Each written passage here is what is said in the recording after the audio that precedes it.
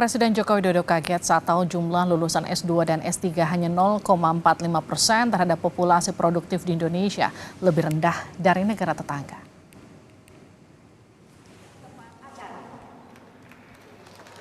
Presiden Joko Widodo kaget saat menerima laporan soal angka rasio penduduk berpendidikan strata 2 dan strata 3 di Indonesia hanya 0,45%. Menurut Jokowi, angka itu sangat rendah dibanding Malaysia dan Vietnam. Dan rasio penduduk berpendidikan S2 dan S3 terhadap populasi produktif itu juga masih sangat rendah sekali kita ini.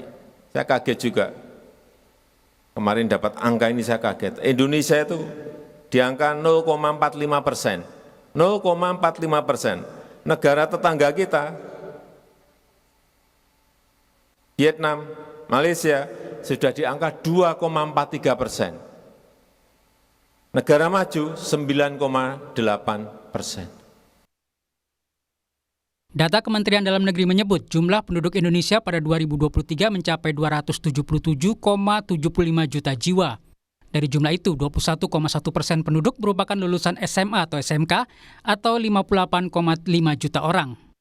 12,4 juta orang merupakan lulusan strata 1 atau 4,5%. Lulusan strata 2, 882.000 orang atau 0,3%, sementara lulusan strata 3, 63.000 orang atau sekitar 0,02%.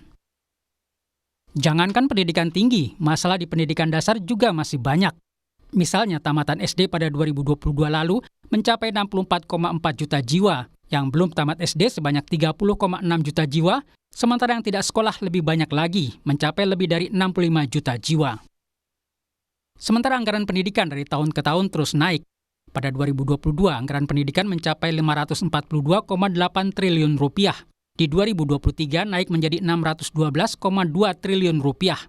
Sementara tahun ini anggaran pendidikan yang disiapkan sebesar 660,8 triliun rupiah.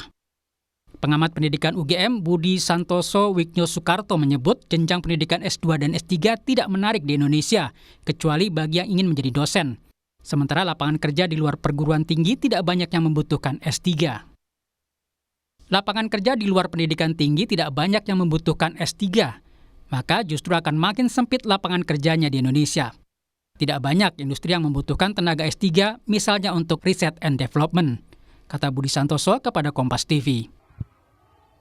Selain memperhatikan rendahnya lulusan S2 dan S3, pemerintah juga harus fokus memperbaiki pendidikan sekolah dasar dan menengah karena masih tingginya angka yang belum sekolah. Tim Liputan Kompas TV.